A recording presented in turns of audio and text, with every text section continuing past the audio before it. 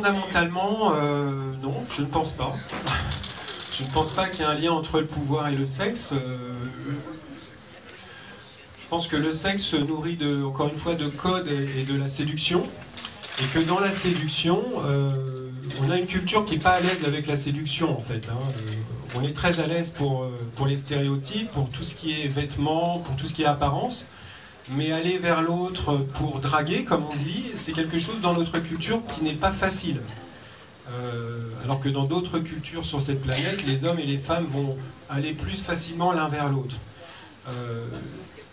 Séduire, se montrer à l'autre, être en mesure d'être visible, je ne sais pas, dans une boîte de nuit ou à un dîner, c'est déjà être en mesure de se montrer et d'avoir ainsi, je dirais, une certaine estime de soi, un certain ego.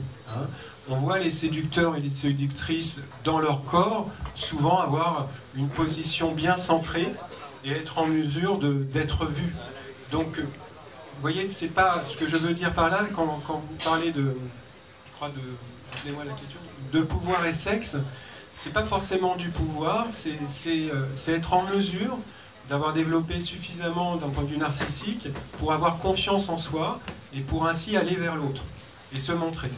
Et en termes de pouvoir, je pense que les femmes, dans la séduisance et dans la séduction, ont des armes pour elles qui peuvent leur permettre effectivement d'être vues et d'avoir un certain pouvoir dans le cadre de leur vie relationnelle, séductrice et évidemment sexuelle. C'est un homme, probablement, s'il est à cette place, suffisamment intelligent pour savoir élaborer des discussions avec la gente féminine et se rendre séducteur ou séduisant et être en mesure, de temps en temps, quand même, d'avoir, de pouvoir rencontrer et de... Quels sont les pouvoirs de séduction de la femme? Sont-ils différents ou au contraire très similaires? Alors, voilà, qu'est-ce qui séduit chez un homme, qu'est-ce qui séduit chez une femme? Là aussi, tout dépend des lunettes et de l'angle de vue que l'on utilise. Parce que si je suis un homme homosexuel, qu'est-ce qui va me séduire chez un homme? Ce sera peut-être pas la même chose que si je suis un homme hétérosexuel et ce qui va me séduire chez la femme. Bien évidemment, ça dépend de ce qu'on appelle des codes d'attraction sexuelle. C'est-à-dire ce sont des choses que l'on a enregistrées chacun ici individuellement. Chaque personne ici est unique. Elle a développé par la répétition d'expériences émotionnelles et sensorielles des images, je ne sais pas, la blondeur de la chevelure d'une femme, une femme grande, une femme petite, par exemple, pour un homme, liée par exemple à la première histoire d'amour, qui est toujours une histoire qui va, je dirais, fédérer certains codes entre eux et pouvoir ainsi être pérenne pendant un certain temps.